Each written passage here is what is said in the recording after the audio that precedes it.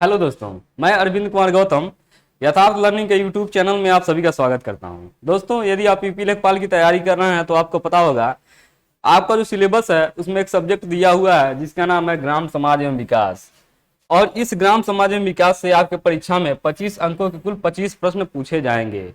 यदि आपने ग्राम समाज एवं विकास के लिए कोई बुक पढ़ा है तो बहुत अच्छी बात है, लेकिन यदि आपने अभी तक कोई बुक नहीं पढ़ा है तो मैं आपको बता दूं कि अब आपको कोई बुक पढ़ने की जरूरत नहीं है, क्योंकि आपको पता है 19 जून को आपका एग्जाम होने वाला है। तो ऐसे में अब आपको किसी बुक को पढ़ने की जरूरत नहीं है ग्राम समाज एवं विकास के लिए। यह एकमात्र ऐसा सब्जेक्ट है आपके सिलेबस में दिया हुआ जिसके लिए आपको बेहतरीन अध्ययन सामग्री जो है किसी भी एक बुक में नहीं मिलने वाली है, चाहे वह आपका घटना चक्र हो, अरिहंत हो या यूथ कंपटीशन टाइम्स हो। तो इसी चीज को मैं ध्यान में रखते हुए आपका कीमती समय बचाने के लिए 2 से 3 किताबों को पढ़ने के बाद, जैसे घटना चक्र हो गया, अरिहंत हो गया, गाइडर पब्लिकेशन हो गया, इन तीनों को पढ़ने के बाद ग्राम समाज एवं विकास के लिए जितने भी महत्वपूर्ण तथ्य हैं उन सभी तथ्यों को मैं इस नोट्स में संकलित किया हूं। यदि आप इस नोट्स को पढ़ते हैं तो मैं आपको बता दूं, ग्राम समाज एवं विकास के लिए आपको कहीं भी भटकने की जरूरत नहीं है, सारे तथ्य आपको एक ही जगह पर मिल जाएंगे।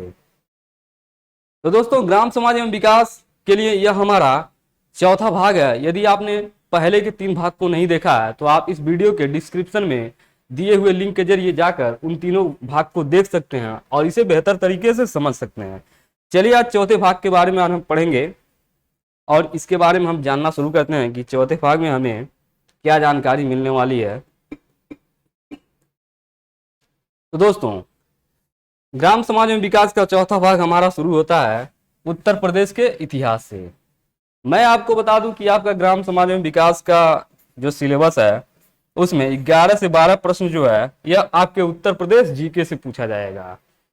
आपको पता होगा कि यदि आप उत्तर प्रदेश का कोई भी एग्जाम देते हैं तो उसमें यूपी स्पेशल के प्रश्नों को जरूर पूछा जाता है, अनिवार्य रूप से पूछा जाता है और पूछा भी जाना चाहिए, क्योंकि आप उत्तर प्रदेश का एग्जाम देने जा रहे हैं तो आपको उत्तर प्रदेश के बारे में सामान्य जानकारी तो होनी ही चाहिए।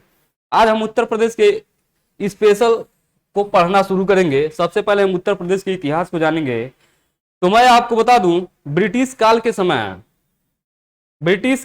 उत्तर प्रदेश को संयुक्त प्रांत या यूनाइटेड प्रोविंसेस के नाम से जाना जाता था, लेकिन 24 जनवरी 1950 को इस संयुक्त प्रांत का नाम बदलकर उत्तर प्रदेश कर दिया गया।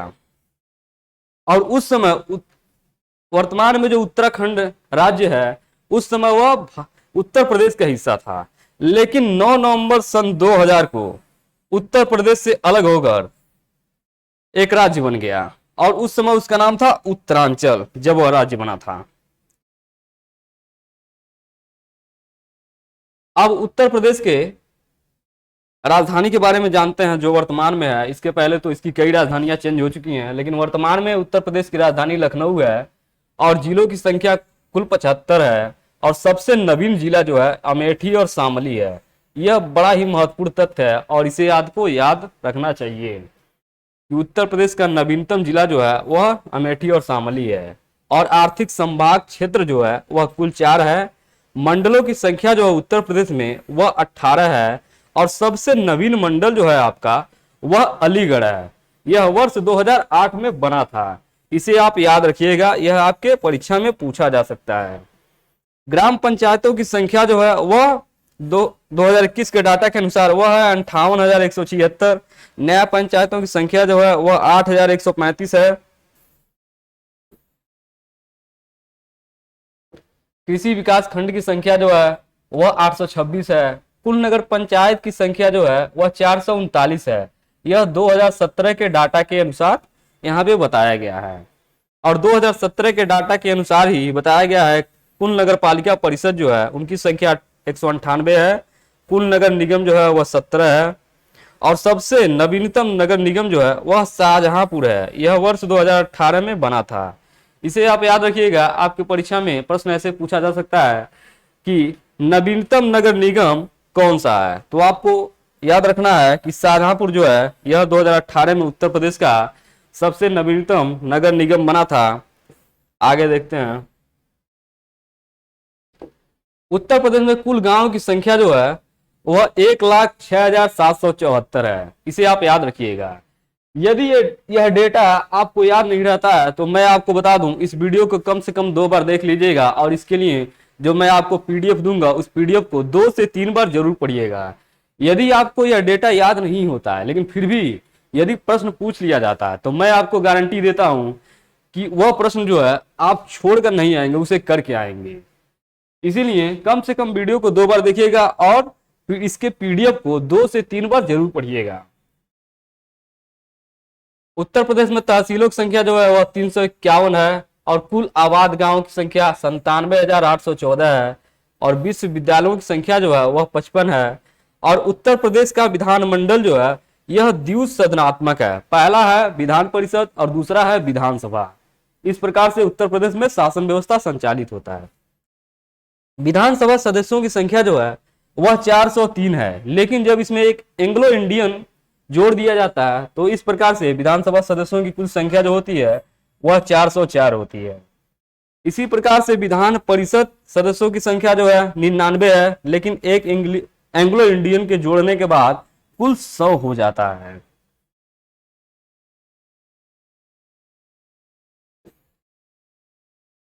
यह आपका सबसे महत्वपूर्ण तथ्य है, सबसे इंपॉर्टेंट है कि सर्वाधिक विधानसभा सीटों वाला जिला कौन सा है, तो वह है आपका प्रयागराज। और सीटों के बारे में भी पूछा जा सकता है। यहाँ पर कुल 12 सीट है।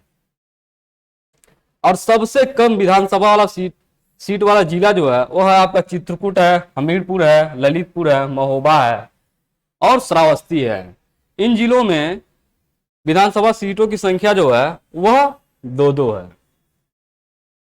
लोकसभा सदस्यों की संख्या जो है वह 80 है। यह बड़ा ही महत्वपूर्ण तथ्य है कि उत्तर प्रदेश में लोकसभा सदस्यों की संख्या कितनी है, तो वह 80 है और सबसे अधिक संख्या उत्तर प्रदेश की है।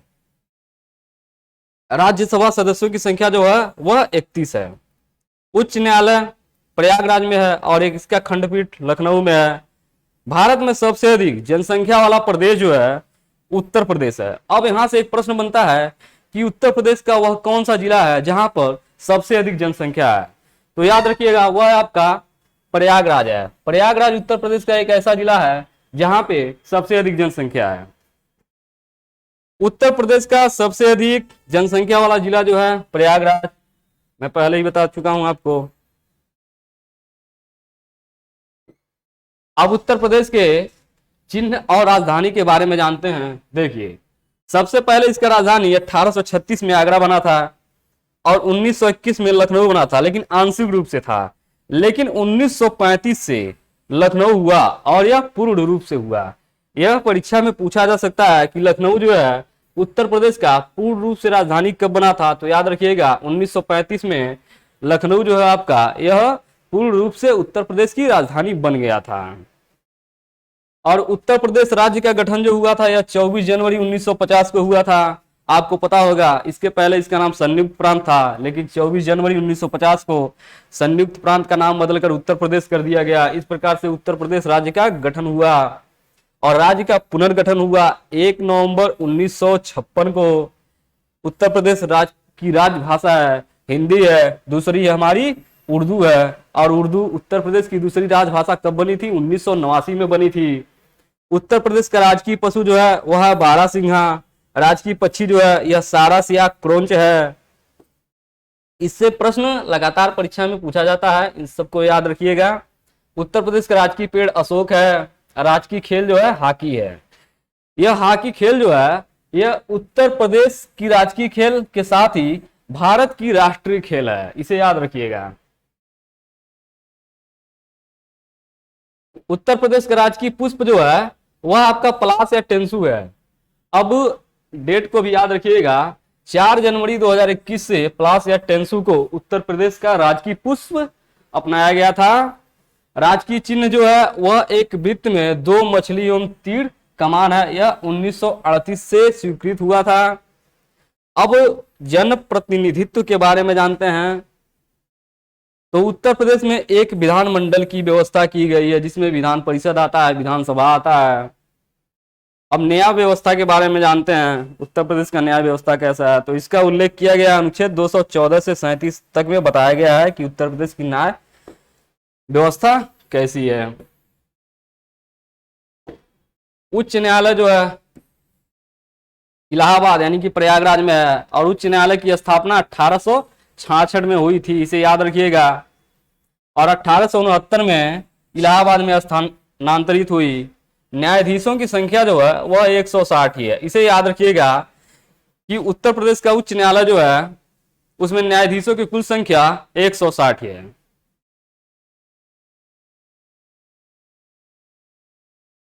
और वर्तमान में उत्तर प्रदेश का जो उच्च न्यायालय है उसके मुख्य न्यायाधीश जो हैं वह राजेश बिंदल हैं, और यह 48वें नंबर के हैं। और न्यायाधीशों की नियुक्ति जो है यह राष्ट्रपति के द्वारा की जाती है। इस तरह के प्रश्न परीक्षा में हमेशा पूछे जाते हैं कि न्यायाधीशों की नियुक्ति कौन करता है, तो यह राष्ट्रपति करता है। उत्तर प्रदेश में जो इलाहाबाद उच्च न्यायालय है यह एशिया का सबसे बड़ा उच्च न्यायालय है। और उत्तर प्रदेश में लोकायुक्त की बात करते हैं तो लोकायुक्त अधिनियम उत्तर प्रदेश में 1975 में पारित हुआ था। और लोकायुक्त जो है यह कार्यपालिका के प्रभाव से मुक्त तथा स्वतंत्र है। अब पहले लोकायुक्त कौन थे उत्तर प्रदेश के, उनके बारे में जानते हैं। पहले लोकायुक्त थे विशंबर दयाल, और वर्तमान में लोकायुक्त जो है न्यायमूर्ति संजय मिश्रा हैं। अब राज्य के जन सूचना आयोग के बारे में जानते हैं। उत्तर प्रदेश का राज्य सूचना आयोग जो है इसका गठन 14 सितंबर 2005 को हुआ था।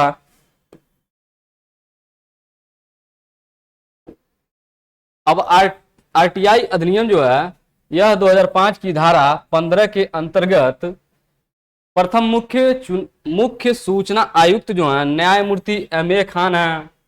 मुख्य सूचना आयुक्त का कार्यकाल जो होता है 3 वर्ष होता है, या 65 वर्ष की उम्र होने के पहले तक होता है। राज्य मानवाधिकार आयोग जो है उत्तर प्रदेश का, इसका गठन हुआ था 7 अक्टूबर 2002 को। मानवाधिकार संरक्षण अधिनियम जो है यह 1993 की धारा 21 के अंतर्गत इसके वर्तमान अध्यक्ष जो हैं न्यायमूर्ति बाल कृष्ण नारायण है। और उत्तर प्रदेश का राज्य महिला आयोग जो है इसके बारे में जानते हैं। इसका गठन हुआ था 26 अप्रैल 2013 को। यूपी राज्य महिला आयोग अधिनियम 2013 के अंतर्गत जो प्रावधान है उसके बारे में जानते हैं।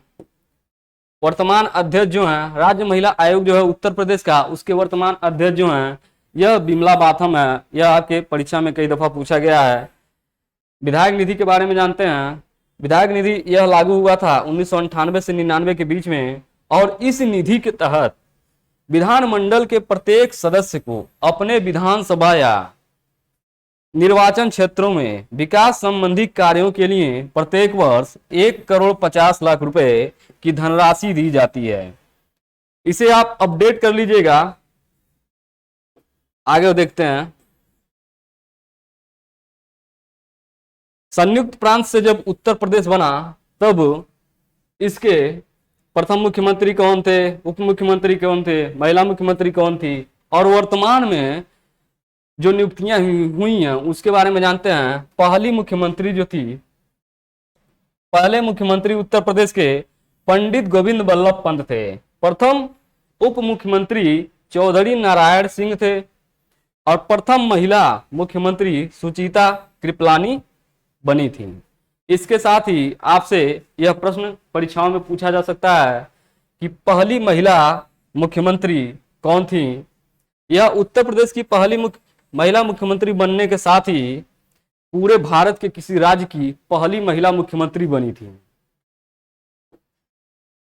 दूसरी महिला मुख्यमंत्री सुश्री मायावती बनी थी, और इस सबसे लंबे कार्यकाल तक रही थी।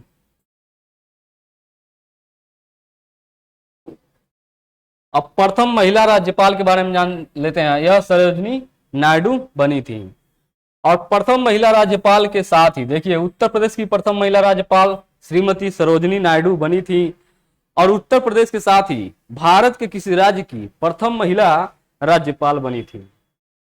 सर्वाधिक बार राज्यपाल मोहम्मद शफी कुरैशी रहे हैं। वर्तमान में जो राज्यपाल हैं श्रीमती आनंदीबेन पटेल हैं। प्रथम विधानसभा अध्यक्ष राजर्षि पुरुषोत्तम दास टंडन बने थे।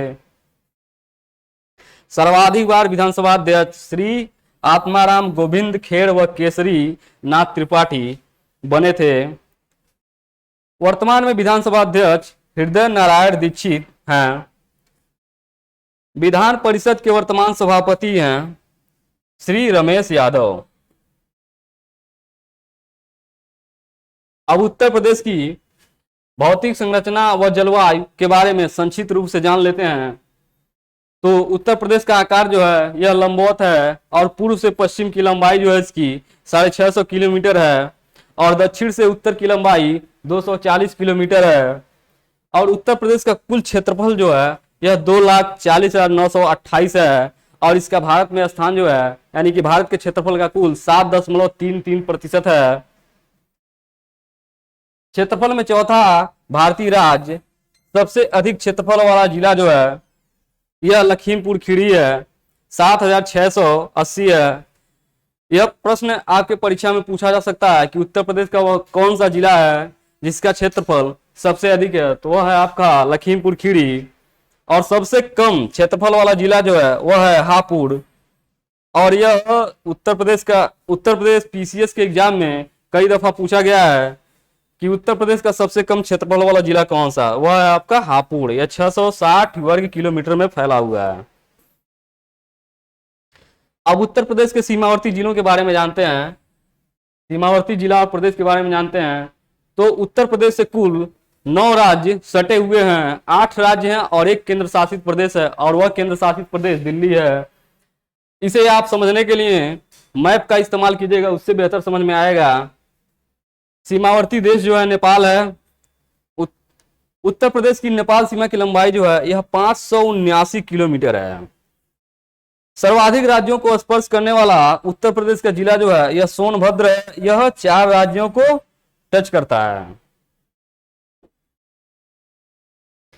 3 तरफ से मध्य प्रदेश से घिरा उत्तर प्रदेश का कौन सा जिला है, तो वह है आपका ललितपुर। यह भी परीक्षा में पूछा गया है। अब उत्तर प्रदेश की जलवायु के बारे में जानते हैं। उत्तर प्रदेश की जलवायु जो है यह भी परीक्षा में पूछा गया है, वह उष्णकटिबंधीय मानसूनी जलवायु है। उत्तर प्रदेश में कुल 3 ऋतुएं हैं। पहला शुरू होता है ग्रीष्म ऋतु, यह मार्च से जून तक चलता है। दूसरा है वर्षा ऋतु, यह जुलाई से 1 अक्टूबर तक चलता है। और तीसरा है आपका शीत ऋतु, यह नवंबर से फरवरी तक चलता है। उत्तर प्रदेश का सबसे गर्म महीना जो है वह है आपका जून। जून महीना जो है यह उत्तर प्रदेश का सबसे गर्म महीना है। और उत्तर प्रदेश में सबसे अधिक वर्षा जो होता है यह गोरखपुर जिले में होता है, 184.7 सेंटीमीटर। और उत्तर प्रदेश में सबसे कम वर्षा जो होता है यह मथुरा में होता है, 54.4 सेंटीमीटर। और उत्तर प्रदेश में सर्वाधिक वर्षा वाला महीना जो है यह है आपका जुलाई है। और सबसे ठंडा महीना जो है यह जनवरी है। इन सभी तथ्यों को एक बार में आपको समझ में नहीं आएगा, इसीलिए कम से कम 2 बार वीडियो को देखिएगा और इसके पीडीएफ को कम से कम 2 से 3 बार जरूर पढ़िएगा। अब उत्तर प्रदेश के नदी तंत्र, झील, सिंचाई व भूगर्भ के बारे में जानते हैं। तो उत्तर प्रदेश की प्रमुख नदियां हैं गंगा, यमुना, रामगंगा, गोमती और घाघरा। उत्तर प्रदेश की सबसे ज्यादा प्रदूषित, देखिए गंगा जो है यह सबसे ज्यादा प्रदूषित होती है कन्नौज से वाराणसी तक। यह परीक्षा में कई दफा पूछा गया है कि गंगा नदी जो है यह उत्तर प्रदेश में कहां से कहां तक सर्वाधिक प्रदूषित होती है, तो यह कन्नौज से वाराणसी तक सर्वाधिक प्रदूषित होती है। और गंगा में सर्वाधिक बीओडी जो है यह कानपुर से प्रयागराज तक मिलता है। उत्तर प्रदेश में गंगा नदी की लंबाई जो है यह कुल 900 किलोमीटर है। अब कमेंट करके आप बताइए गंगा नदी जो है उसकी कुल लंबाई कितनी है। उत्तर प्रदेश की सबसे लंबी नदी जो है यह गंगा है। और राज्य में सर्वाधिक गंगा तट वाला जिला जो है यह बदायूं है, 133 किलोमीटर। और उत्तर प्रदेश में यमुना नदी यह बहती है 19 जिलों से होकर। यह भी परीक्षा में पूछा हुआ प्रश्न है कि यमुना नदी जो है यह उत्तर प्रदेश में कितने जिलों से होकर बहती है, तो यह 19 जिलों से होकर बहती है। अब उत्तर प्रदेश की प्रमुख झील, ताल, कुंड के बारे में जानते हैं। तो पहला झील आता है बकरिया झील, यह है संत कबीर नगर में। दूसरा है सुर सरोवर, यह है आगरा नगर में, आगरा में। और उसके बाद है करेला झील, यह है लखनऊ में। रामगढ़ ताल झील जो है यह गोरखपुर जिले में है। इतौजा झील जो है यह लखनऊ में है। कीथम झील जो है यह आगरा में है। और लिलोरी झील जो है यह बरेली में है। बेती झील जो है यह प्रतापगढ़ में है। नैया झील जो है यह प्रतापगढ़ में है। मोती झील जो है यह रामपुर में है। गौड़ झील जो है यह रामपुर में है। मूंगताल झील जो है यह उत्तर प्रदेश के रायबरेली जिले में है। और सिरसी जलाशय जो है यह मिर्जापुर जिले में है। उसके बाद है जिरगो जलाशय, यह मिर्जापुर जिले में स्थित है। बरुआ सागर जलाशय जो है यह झांसी जिले में है। मदन सागर जो है यह महोबा में है। राजा का बांध जो है यह सुल्तानपुर में है। कुंद्रा समुंदर जो है यह उन्नाव में है। मोती झील जो है यह कानपुर में है। टांडा दरी ताल जो है यह मिर्जापुर जिले में है। विशेषा ताल जो है यह राय बरेली जिले में है। शुक्र ताल जो है यह मुजफ्फरनगर जिले में है। दोस्तों यह आपको एक बार में याद नहीं होने वाला, इसीलिए वीडियो को 2 बार देखिएगा और दिए हुए पीडीएफ को कम से कम 2 से 3 बार जरूर पढ़िएगा, ताकि आपको यह फैक्ट याद हो जाए। क्योंकि एक बार में याद नहीं होने वाला है, इसलिए इसको कम से कम 2 से 3 बार पढ़ना पड़ेगा, तभी जाके याद होगा। लक्ष्मी ताल झील जो है, लक्ष्मी ताल जो है यह झांसी में है। देवरिया ताल जो है यह कन्नौज में है।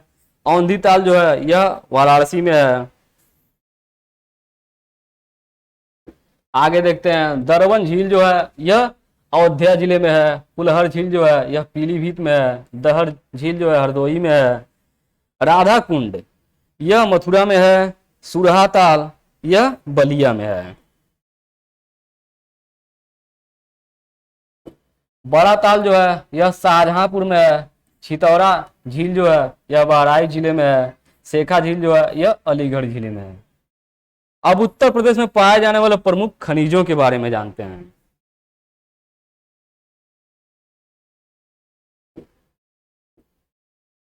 यहाँ पर हम जानेंगे कि उत्तर प्रदेश में वह कौन कौन से खनिज हैं जो प्रमुख रूप से पाए जाते हैं। तो देखिए यहाँ पे खनिजों का नाम है और उसके बाद जिले का नाम है, जिस जिले में वह खनिज पाया जाता है। तो पहला है चूना पत्थर, यह मिर्जापुर और सोनभद्र जिले में पाया जाता है। उसके बाद कोयला जो है यह सिंगरौली सोनभद्र में पाया जाता है। यह बहुत महत्वपूर्ण तथ्य है, इसे आप याद रखिएगा। और याद रखने के लिए एक बार फिर से बता रहा हूं, वीडियो को 2 से 3 बार देखिएगा और दिए हुए पीडीएफ को कम से कम 2 से 3 बार जरूर पढ़िएगा, ताकि आपको याद हो जाए। बॉक्साइट जो है यह उत्तर प्रदेश के राजगंवा जो बांदा जिले में पड़ता है और चंदौली में पाया जाता है। और डोलोमाइट जो है यह मिर्जापुर, सोनभद्र, बांदा, चंदौली में पाया जाता है। पोटास लवर जो है यह प्रयागराज, चंदौली में पाया जाता है। और एंडुलुसाइड जो है यह मिर्जापुर, सोनभद्र में पाया जाता है। और सेल खड़ी जो है यह हमीरपुर, झांसी में पाया जाता है। और पायराइट्स जो है यह मिर्जापुर, सोनभद्र में पाया जाता है। और उसके बाद राक फास्फेट जो है आपका वह बांदापुर और ललितपुर में पाया जाता है। और हीरा जो है यह बांदा और मिर्जापुर में पाया जाता है। और सोना जो है यह सोनभद्र, शारदा एवं रामगंगा के रेत में पाया जाता है। तांबा जो है यह ललितपुर जिले में पाया जाता है। यूरेनियम जो है यह भी ललितपुर जिले में पाया जाता है। प्लेटिनम जो है यह भी ललितपुर में प्रमुख रूप से पाया जाता है। संगमरमर जो है यह मिर्जापुर और सोनभद्र जिले में पाया जाता है। एस्बेस्ट जो है यह मिर्जापुर एवं झांसी जिले में पाया जाता है। और जिप्सम जो है यह हमीरपुर और झांसी जिले में पाया जाता है। अब सैंडस्टोन देखते हैं। सैंडस्टोन जो है यह मिर्जापुर और अहरोरा में प्रमुख रूप से पाया जाता है। और मैग्नेसाइट जो है यह बांदा और चंदौली में प्रमुख रूप से पाया जाता है। और ग्रेफाइट जो है यह सबसे महत्वपूर्ण तथ्य है। ग्रेफाइट जो है आपका यह हमीरपुर, चुनार जो कि मिर्जापुर में है वहां पर पाया जाता है। ग्रेनाइट जो है यह प्रमुख रूप से बांदा, ललितपुर व महोबा जिले में पाया जाता है। फेल्सपार जो है यह झांसी जिले में प्रमुख रूप से पाया जाता है। चाइना क्ले जो है यह बांदा, मिर्जापुर व सोनभद्र में प्रमुख रूप से पाया जाता है। चलिए आगे देखते हैं, अगला है चाइना क्ले। चाइना क्ले जो है बांदा, मिर्जापुर और सोनभद्र में पाया जाता है। फायर क्ले जो है यह मिर्जापुर और सोनभद्र जिले में प्रमुख रूप से पाया जाता है। और पायरोफिलाइट जो है यह हमीरपुर, झांसी, ललितपुर व महोबा में पाया जाता है। ओकर जिसे गेरू भी कहते हैं, यह खनिज जो है यह बांदा जिले में प्रमुख रूप से पाया जाता है। वेराइट्स जो है यह मिर्जापुर और सोनभद्र जिले में पाया जाता है। अब उत्तर प्रदेश के नगरों के प्राचीन नाम को जानेंगे। यह बहुत महत्वपूर्ण तथ्य है, इससे प्रश्न परीक्षा में अक्सर पूछा जाता है। देखिए लक्ष्मणपुर और लखनपुर, यह लखनऊ को प्राचीन समय में कहा जाता था। काशी, वाराणसी को प्राचीन समय में कहा जाता था और अभी भी प्रचलित है। कानकुब्ज, नगर महोदय श्री, नगर महोदय श्री यह सबसे महत्वपूर्ण तथ्य है। यह कन्नौज जिले का प्राचीन नाम था, नगर महोदय श्री। प्रयागराज जो है, देखिए ये प्रयागराज जो है इलाहाबाद, जिसे प्रयागराज के नाम से जाना जाता है, ठीक, इलाहाबाद को प्राचीन समय में प्रयागराज ही कहते थे। यही एक कारण है कि 2018 में योगी जी ने इलाहाबाद का नाम बदलकर प्रयागराज कर दिया। और वाराणसी जिसका प्राचीन नाम था काशी, ठीक, इसे याद रखिएगा कि वाराणसी को प्राचीन समय में काशी कहा जाता था। यह बहुत ही महत्वपूर्ण तथ्य है। अब देखिए गोरखनगर जो है यह गोरखपुर को प्राचीन समय में कहा जाता था। और कुशीनारा, कुशीनारा जहां भगवान बुद्ध का महापरिनिर्वाण हुआ था, उसे अब वर्तमान में कुशीनगर के नाम से जाना जाता है। प्राचीन समय में कुशीनारा के नाम से जाना जाता था। यहाँ पर भगवान बुद्ध का महान परिनिर्वाण हुआ है। अब देखते हैं अहिछत्र, रामनगर। अहिछत्र जो है प्राचीन समय में जिसे अहिछत्र के नाम से जाना जाता था, इसे वर्तमान में रामनगर जो कि बरेली जिले में पड़ता है के नाम से जाना जाता है। मधुपरी, मथुरा को प्राचीन समय में मधुपरी के नाम से जाना जाता था। और पिपराहमा जो कि कपिलवस्तु सिद्धार्थनगर जिले में है, सिद्धार्थनगर, यह कपिलवस्तु जो है इसे प्राचीन समय में पिपराहवा के नाम से जाना जाता था। अयोध्या, बड़ा ही महत्वपूर्ण तथ्य है, अयोध्या या अवध, इसे प्राचीन समय में अयोध्या और अवध जो है इसे वर्तमान में अयोध्या के नाम से जाना जाता है। और अयोध्या का नाम बदलकर वर्तमान में फैजाबाद कर दिया गया, इसे आप याद रखिएगा। ऋषिपत्तन और सिंहपुर, प्राचीन समय में जिसे ऋषिपत्तनम, प्राचीन समय में जिसे ऋषिपत्तनम या सिंहपुर कहा जाता था, इसे वर्तमान में सारनाथ कहा जाता है और यह वाराणसी में पड़ता है। यहाँ पर याद रखिएगा भगवान बुद्ध जो थे, महात्मा बुद्ध थे, इन्होंने सबसे अधिक उपदेश अपना सारनाथ में दिया था। इसे आप याद रखिएगा। यदि आपसे परीक्षा में प्रश्न पूछ ले कि भगवान बुद्ध ने सबसे अधिक उपदेश कहाँ दिया था, तो याद रखिएगा सारनाथ में। और सबसे पहला उपदेश महात्मा बुद्ध ने अपना दिया था ऋषिपत्तनम में, इसे वर्तमान में सारनाथ के नाम से जाना जाता है। ब्रह्मचारिणी, वर्तमान में इसे बरसाना के नाम से जाना जाता है, जो कि मथुरा में पड़ता है। अब एक चीज और याद रखिएगा बरसाना से, यदि आपसे परीक्षा में प्रश्न पूछ ले कि लठमार होली कहाँ मनाई जाती है, तो याद रखिएगा वो आपका बरसाना में मनाई जाती है, जो कि मथुरा में पड़ता है। ब्रह्मावर्त जिसे प्राचीन समय में जाना जाता था, इसे वर्तमान में बिठूर जो कि कानपुर में है के नाम से जाना जाता है। इन सभी तथ्यों को आप याद रखिएगा। दान तीर्थ जिसे प्राचीन समय में जाना जाता था, उसे वर्तमान में हस्तिनापुर जो कि मेरठ में है के नाम से जाना जाता है। सूकर क्षेत्र, सोरो जो कासगंज में है के नाम से जाना जाता है। श्रावस्ती सहेज महैट। वर्तमान में सहेज महैट जो है, प्राचीन समय में इसे श्रावस्ती के नाम से जाना जाता था, और सहेज महैट जो पड़ता है यह श्रावस्ती में पड़ता है। काम्पिल्य, काम्पिल जो है इसे वर्तमान में कंपिल के नाम से जाना जाता है, यह फर्रुखाबाद में पड़ता है।